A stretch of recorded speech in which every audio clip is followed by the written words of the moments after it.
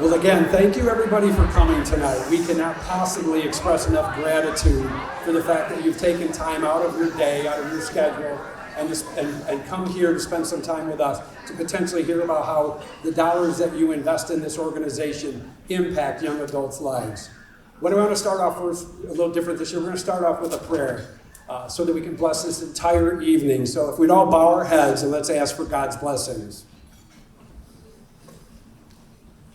Heavenly Father, first and foremost, thank you. Thank you for who you are. We are truly grateful for the gift that you have given us of this life. We don't always choose the paths that we're on. Sometimes they get chosen for us. This path would be one of those. But we're truly grateful for the opportunity that we get to help impact the lives of others, many of whom we will never meet. But it doesn't matter because we still get to make a difference, Lord, in your name. So, Lord, please bless this evening. Bless each one of the people here in their lives inside and outside of this place. And may we continue to bless this hall that continues to host us, the people that are willing to serve, and the food that we will eat, Lord. May it be nourishment to our body. As always, we are truly grateful for all these things, and it's in Jesus' name we pray. Amen. And with that, I'm going to turn it over to the better half, my lovely and talented wife, Karen Hines.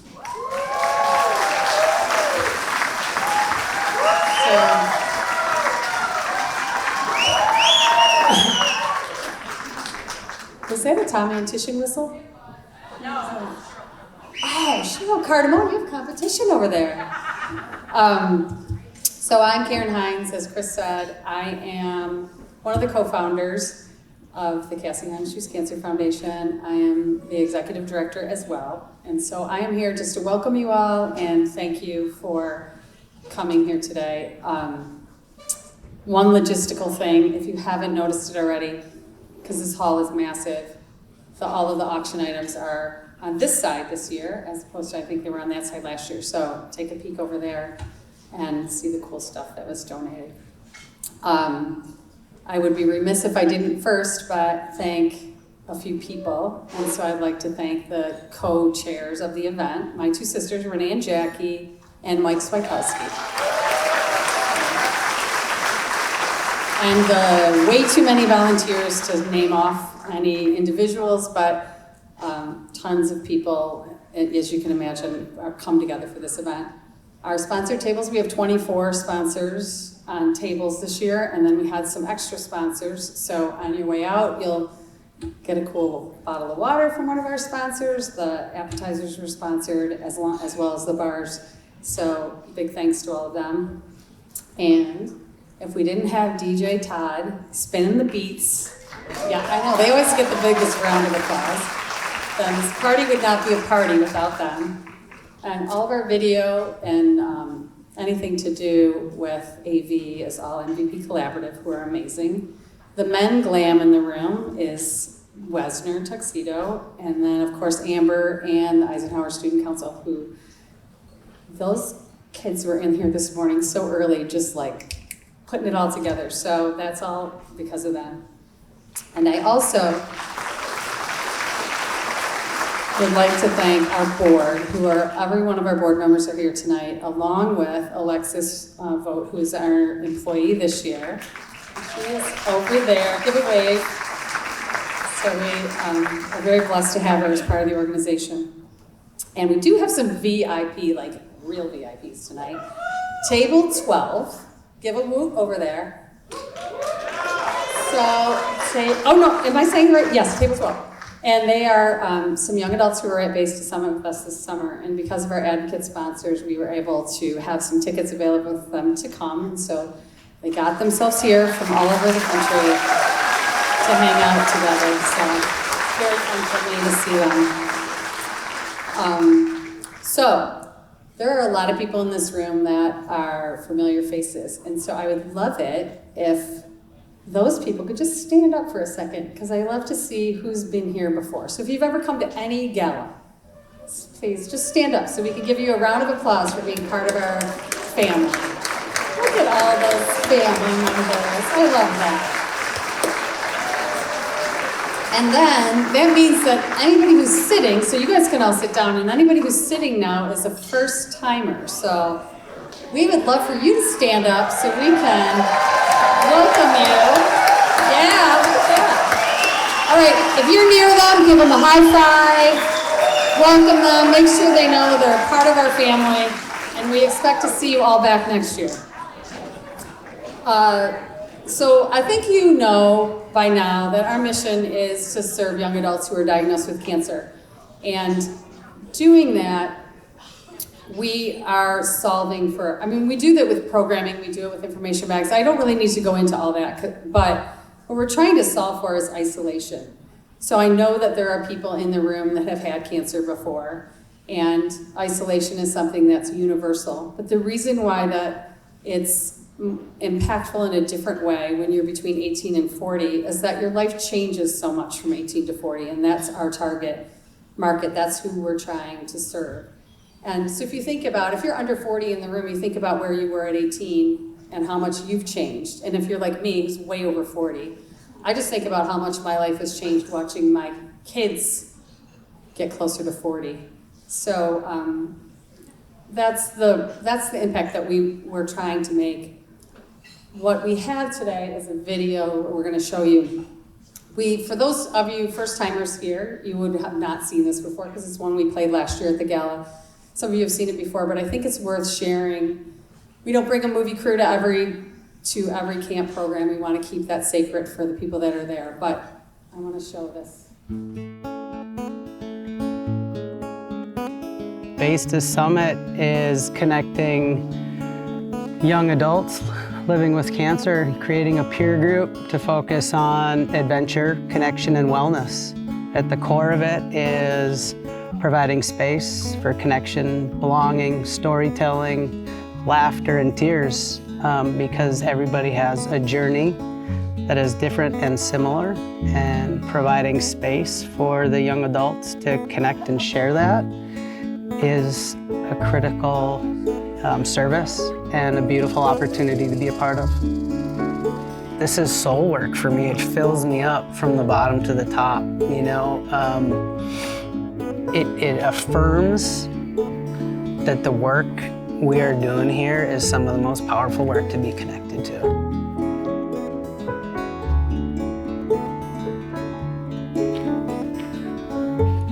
Sorry.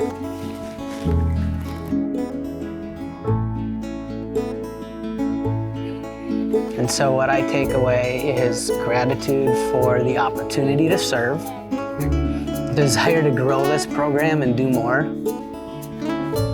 gratefulness for all the people and energy and resources that show up to make this happen, that are in the background, that never get seen by the participants, that enable something like this to happen. These people arrive from all over the country at no cost. We fly them in, we cover the bill for everything, and we help them get home. And we hope we see them again. And we hope that they're ambassadors to help us grow what we get to do here. It's really just been such a huge opportunity for me, and I feel so fortunate to have met all of these people and have had the opportunity to kind of start on this next new part of my journey.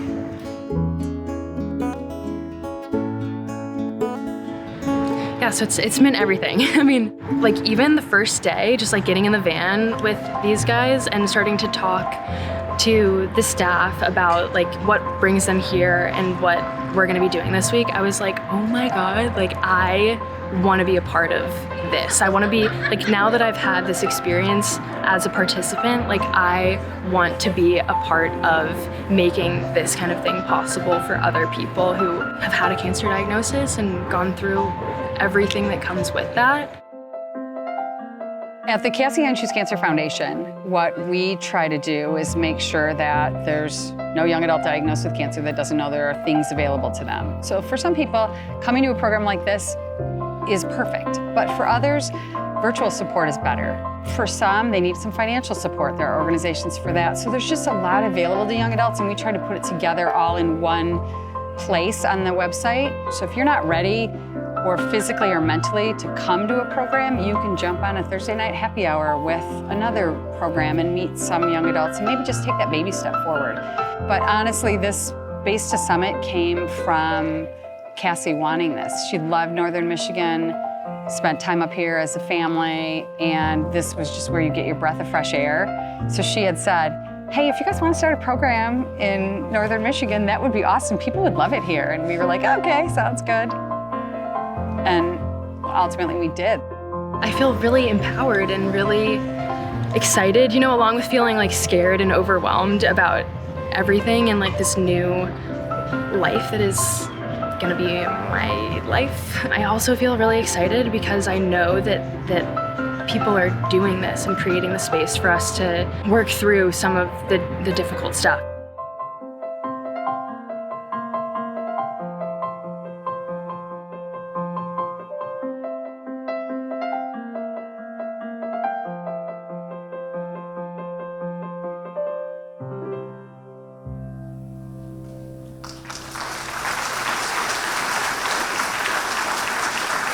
Thank you. Yeah, I love that. I love the end to show all of the people that I've met over the years. So yesterday was March 1st. And March 1st in our family is the day that Cassie went home to be with Jesus. And there are people in the room that have gone through grief, and you understand that it's a journey. So this part for me, 11, 12 years later, was a season for me that I was not expecting. The last year has been more difficult because I can't hear her voice anymore. I don't feel her like I used to be able to feel her. But there is a time that is sacred for me, and that is my week that I get to go to Base to Summit and cook in the kitchen. I call it shopping and chopping, because believe me, there's a lot of shopping for 18 people, and there's a lot of chopping for 18 people, so cooking is like a side thing. But when I am there, I always feel her. And I think that you could ask my friends over at table 12 that they all feel her. It's a presence that's there that's somehow magical. And I know when I'm looking around at those anxious, nervous, excited faces, I can see her there. I know why she wanted it so bad, because it fills them up. It filled her up. She came home a different person, and it allowed her to spend the next couple of years of her life in a very different way. So I could share all sorts of great stories, but I have a friend I brought today who is going to share his story. So I had the opportunity to introduce an incredible young man that was part of the August Base to Summer program. I did not participate in the summer program, but I was in the area the whole time, so I did meet everyone at some point. This group of folks bonded immediately, and you can tell because they're all here to cheer Curtis on as he comes up here to give his story.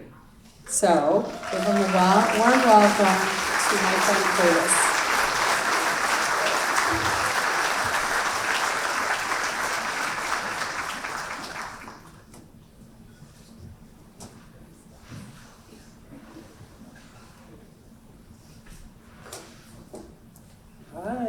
Hi everyone.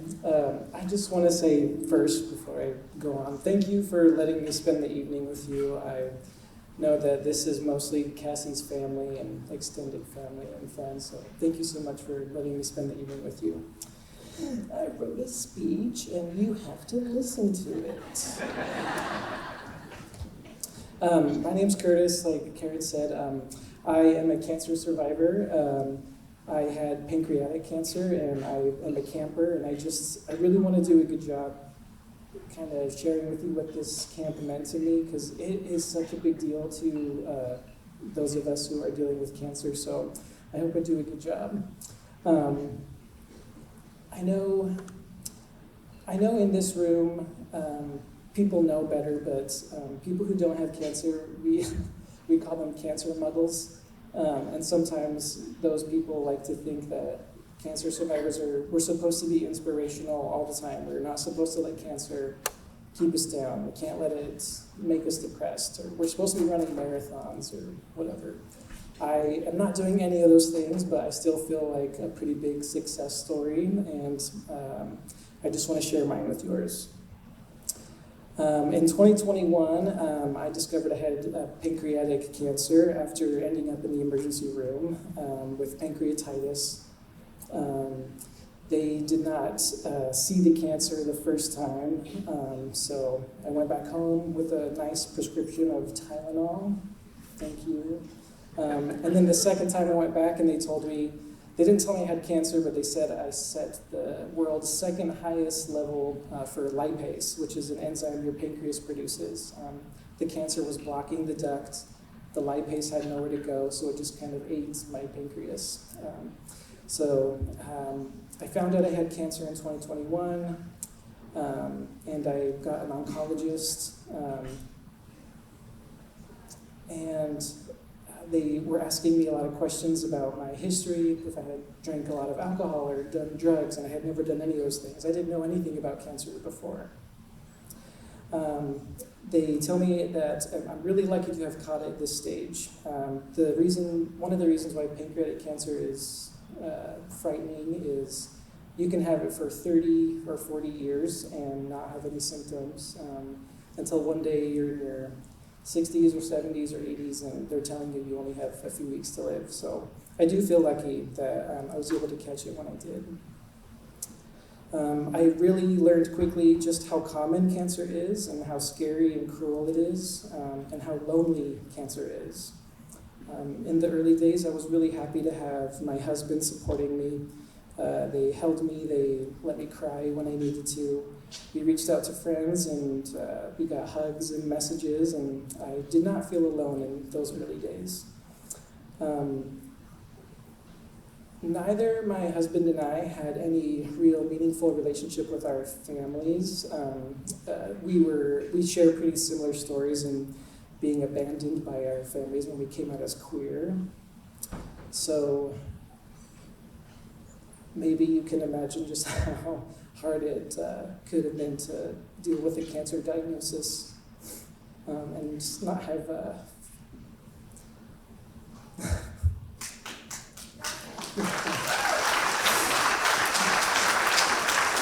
Thank you.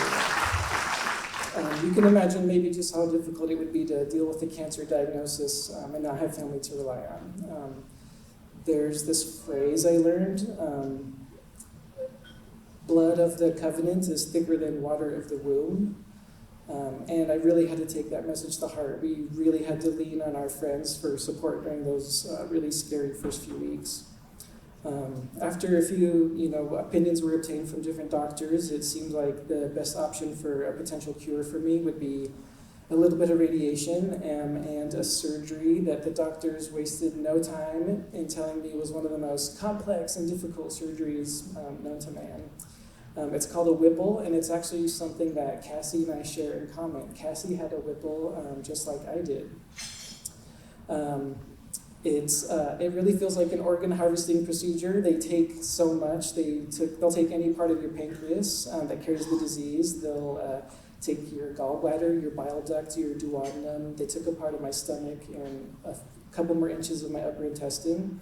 And if that was really something hard to deal with, just knowing that they were taking so much of me.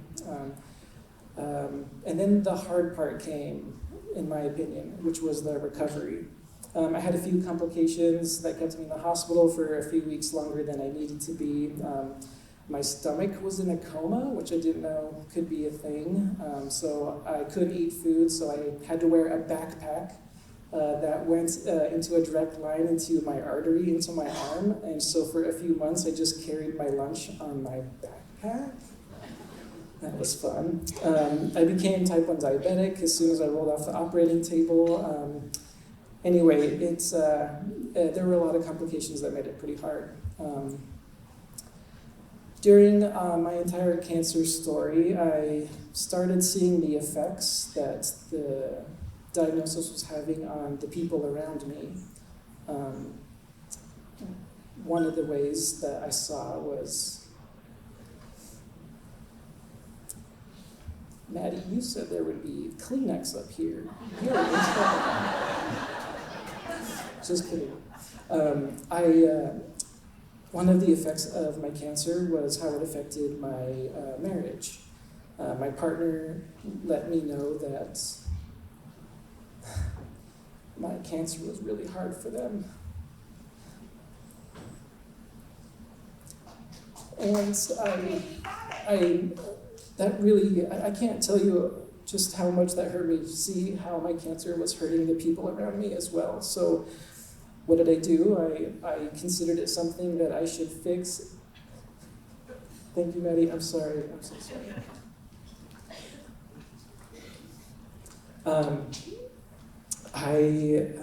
What I heard was, this is something you can fix, Curtis. So I contained the cancer. I didn't talk about it as much. I tried to divert the topic, in fact, when our friends would ask me about it. I tried to shine the light on my partner, to build them up, to support them in feeling better seen by our friends. And that's what I thought I was doing, was listening to my partner when they expressed a need. I didn't really have any idea just how caustic emotions can become simply by denying them the space to breathe. It physically felt like the emotions were eating me from the inside. The stress of not having any meaningful support made my recovery that much more difficult and slower and painful.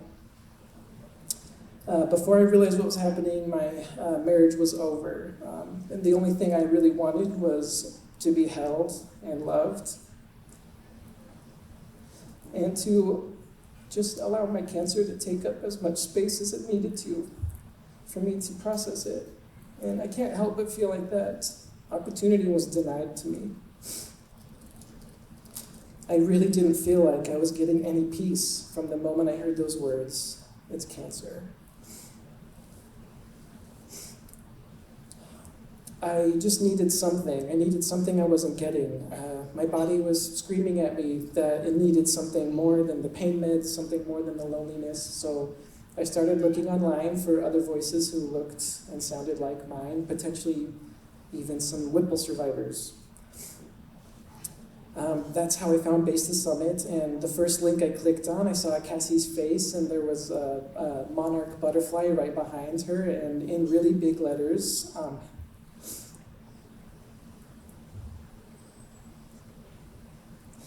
I read, "You've heard the phrase, you have cancer. Now what? You've been in survival mode since and need a release."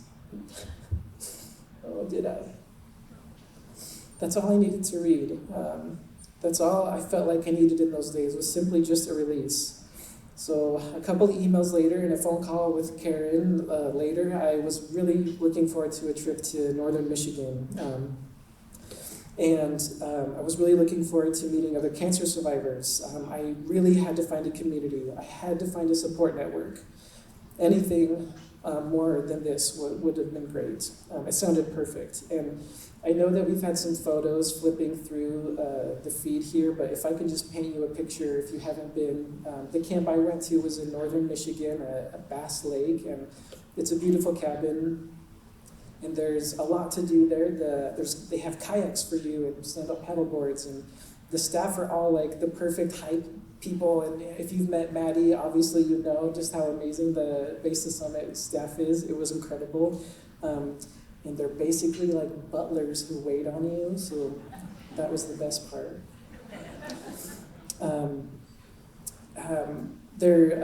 When we weren't at the house eating amazing food, the Base the Summit staff, they always had really fun adventures for us. Every day they took us out to see more and more beautiful northern Michigan. So we were either kayaking or paddleboarding down a stream that led to some sand dunes, or riding bikes to some sand dunes.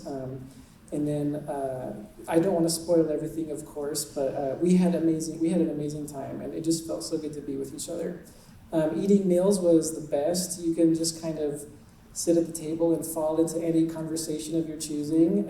If you want to talk about how frustrating chemo brain is, or about how all your different bodily changes, like, why is my hair growing back right there? And how weird is pooping after cancer? And you can talk all about this while eating pancakes, and there's no shame. It was magic. I really got to rest. I really felt it in my body. I was holding so much in, and that place really allowed me to put it somewhere to rest for a bit. My favorite part of the trip was obviously meeting everyone else involved. This is really where the value of the trip came for me. Everyone seemed to be showing up determined to have a good time, determined to be pleased, and determined to give space to one another without conditions and ready to accept whatever form of healing was coming our way. My eyes were really opened. I witnessed a form of vulnerability I had not been able to witness before surrounding the topic of cancer. I had no idea how to be vulnerable on my own. Every night they would light something called the Cassie candle in front of the group. It was our version of like a campfire, and we were invited to share anything that we wanted or not share if we didn't want it, and we made sure to give space to everyone, and it just really felt like we were soaking up each other's light and warmth and their pain, all of it. I saw examples of how to do it, and I really wanted to emulate it, and it scared me, the idea of being able to share with people. It feels like the larger part of the healing that I achieved came after the trip. It was kind of like a test or like an exam that you had to demonstrate of every moment that you were at the camp and just learning from everybody.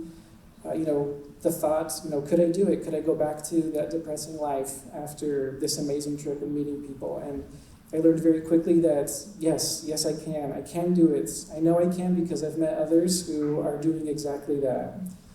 Hearing my new friends talk about their own personal struggles and difficulties, it gave my internal batteries kind of the juice it needed to start walking towards creating a support network for myself.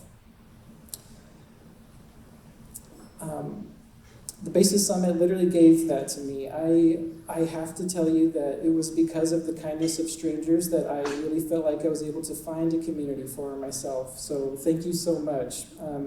There was a particular moment that I can't share everything about this moment with you, but this moment, I remember everything about this moment. I even remember the clothes I was wearing. I remember what I was looking at. I remember the time of day. It was a scary moment for me. But I remember in that moment that rather than feeling the despair and the just hopelessness of the things that were happening to me, I remember feeling very calm in my mind, and my heart felt very open. And I knew immediately in that moment I would not have been able to react that way had it not been for my experience at Basis Summit. So I really want to thank all the donors. I hope you understand how big of an impact this is having for people like me. A lot of us share a similar story to mine, and which is pretty sad, but I know a lot of cancer survivors also do have support, and it's because of the generosity of you all for donating that some of us are able to form a community in the first place. So thank you so much. I want to say thank you to Karen, especially. Thank you for calling me last summer.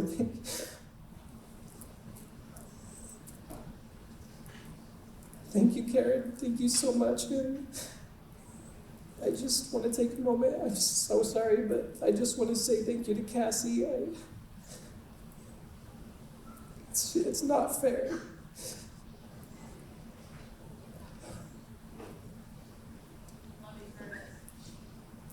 It doesn't feel fair that cancer affected Cassie the way that it did. But it's because of Cassie and because of her family and all of you that many of us are able to not feel alone in the moments where cancer feels the scariest. And I just want to say thank you so much. The camp, it allowed me to reconnect with my body, who I was always feeling at odds with, and it allowed me to connect with beautiful people that share similar stories to me. And thank you to Karen and Tom and Karen, who were cooking the whole time we were there, and for Maddie especially for just always being the best hype girl around. So thank you so much for having me, and I hope you all have a great rest of your night.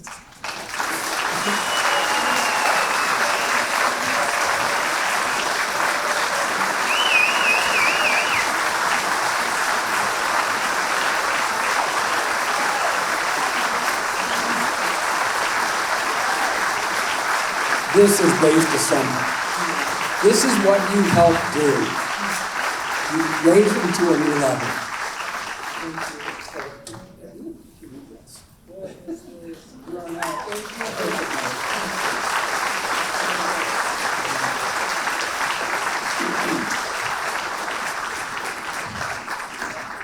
And honestly, I'm glad he left the Kleenex up here, because I need them.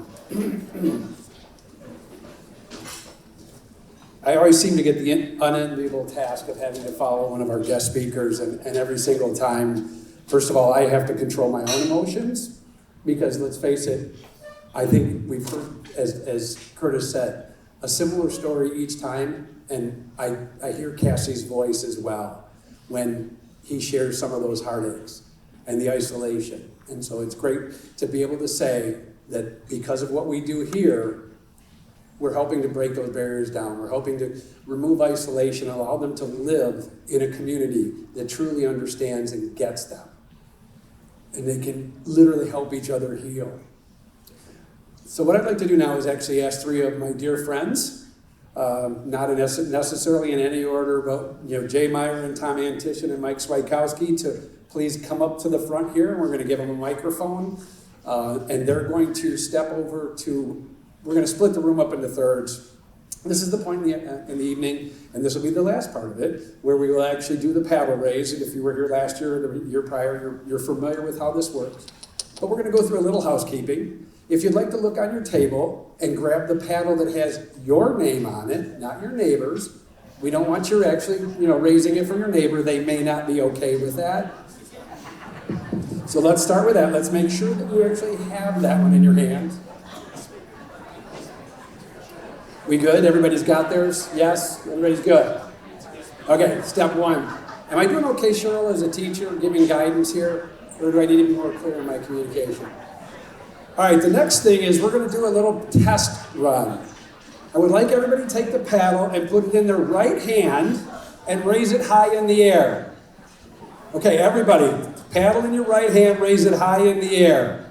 Fantastic. Okay, so now we know how to do that. So that's all this requires, is when you hear a level that you feel comfortable raising your paddle at, we're going to ask, all you do is raise your hand.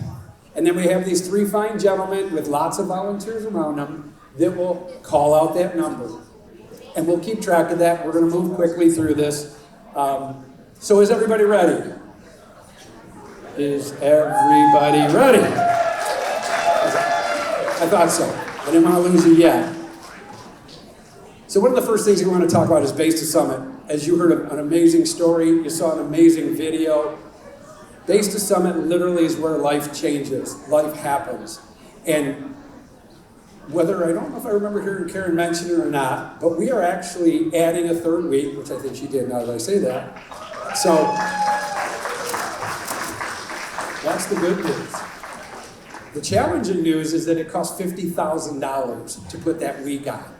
And so what we're going to do tonight is we're going to start out at $5,000. And if you feel that that's the level that you're comfortable giving at, please go ahead and raise your paddle, and the gentleman on the floor will call you out. We'll start with Jay on the right. 340. Thank you, Karen.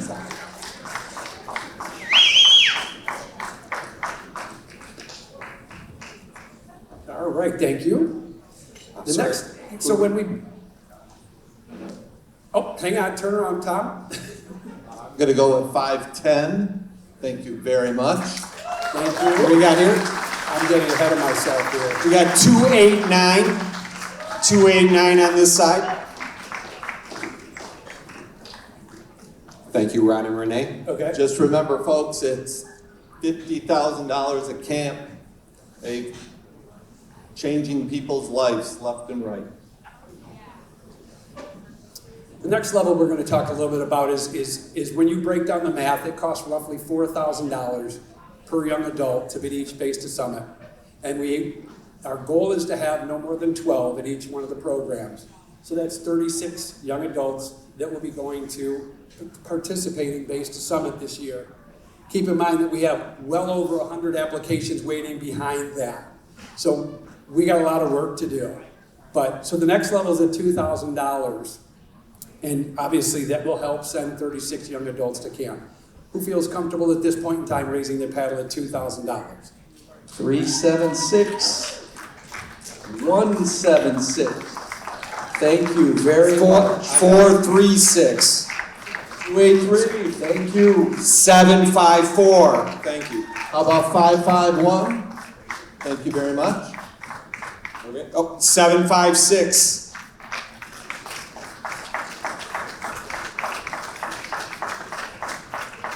Fantastic, thank you very much. In addition to that, as far as the program is concerned at Base to Summit, we send young adults not only to Base to Summit, but also to programs throughout the country. As you can imagine, if you've flown anywhere lately, what the cost of flights has become. The average flight is about $1,000 per young adult now. And at this point in time, we're sending somewhere between 25 to 30 per year to other programs in addition to ours. So at this point in time, if you feel comfortable raising your paddle at $1,000, please go ahead. 564. We got 371, thank you, Diane. 752. 384, 539. 433, 418. 305, 498. 118, 693. 640, 435. 644, thank you. I have 493. Thank you very much. 489. 746. Thank you very much. 447. Thank you. 379, 384, thank you, Petoskey. We'll work on the coordination, sorry guys.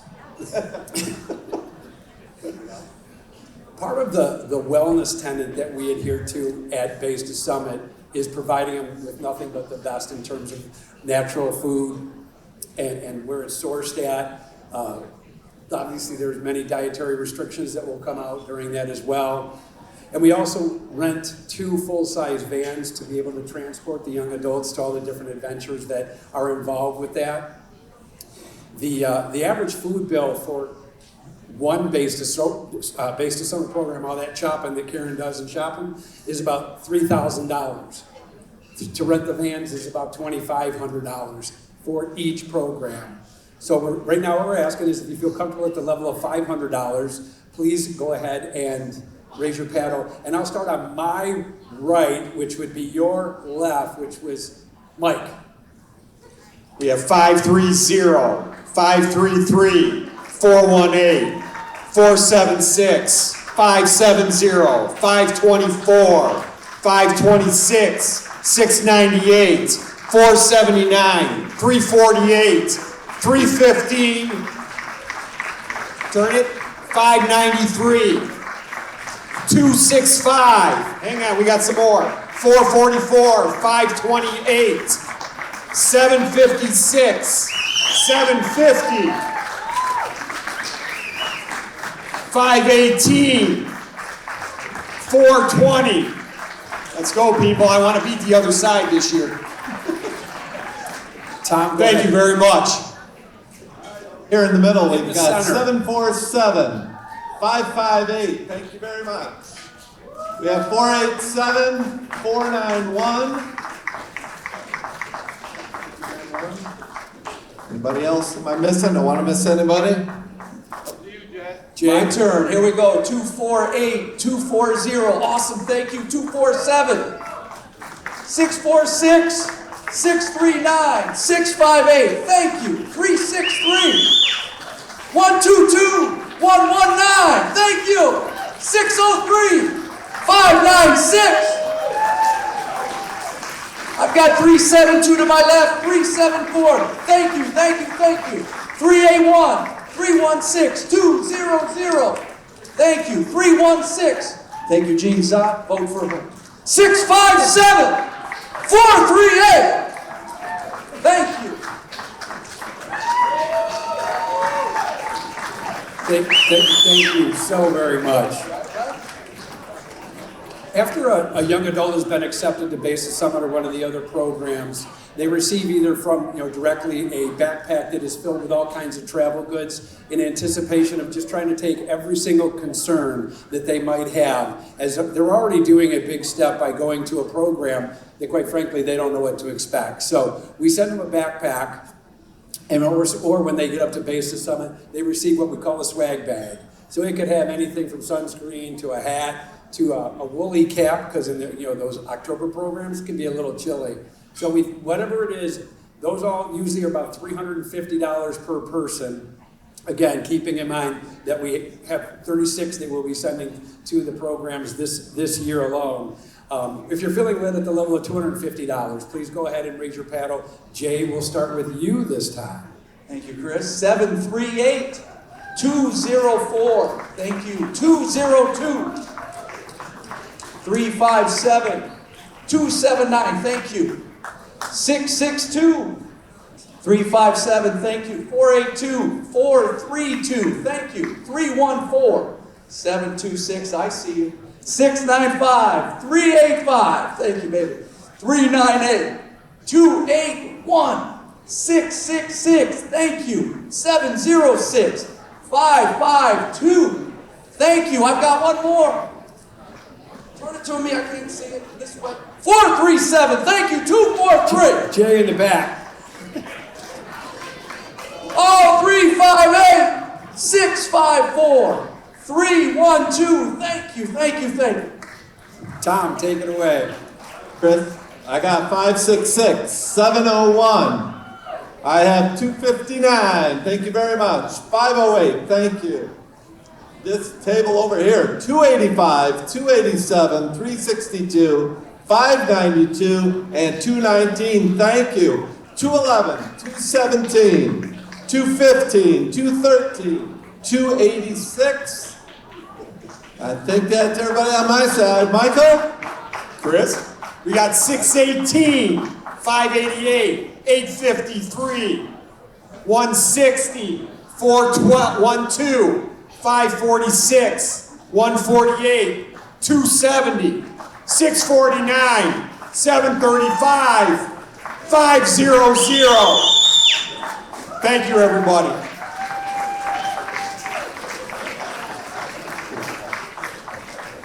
And the last but not least is about information. And as you've heard some of the stories, and Curtis talked about that as well, it's not the idea of isolation, but it's what's available to you. So information is power. And the last thing that we do that actually is quite frankly the most important thing that we start with is information. We send out information bags. Karen delivers those to every single ones that we know, cancer treatment facilities, hospitals throughout the entire state of Michigan.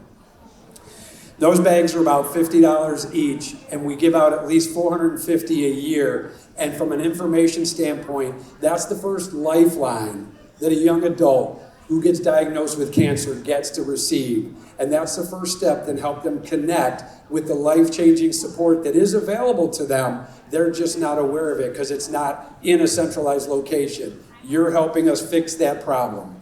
So if you're feeling so led at the last level of $100, feel free to go ahead and raise your paddle. Mike, we'll start with you. Starting on the right side here, we got 522, 158, 152, 146, 719. Sorry, can't read it.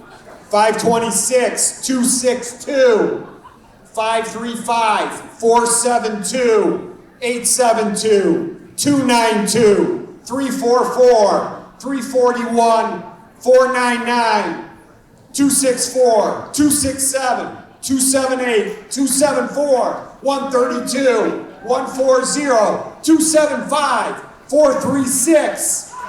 Anybody else? I got the 436. Thank you. Thank you, right side. TA. All right. All right, to the middle section there, 221, 227, 225. Thank you very much. 462, thank you. We've got 326, 741, 325, 321, 452, 707, 703, and 630, and 559. I love it. Thank you. Thank you, everybody from the middle section. Love it. Jay. My turn, left side, here we go. 242, 239, thank you. 231, 233, thank you very much. 664, 660, 466, thank you. 334, I see you, Ethan. 636, 439, thank you. 798, 300, 380, thank you. 453, 206, I see you down. 434, 296. Last time. Thank you, thank you, thank you. Oh, 830, 775. Thank you.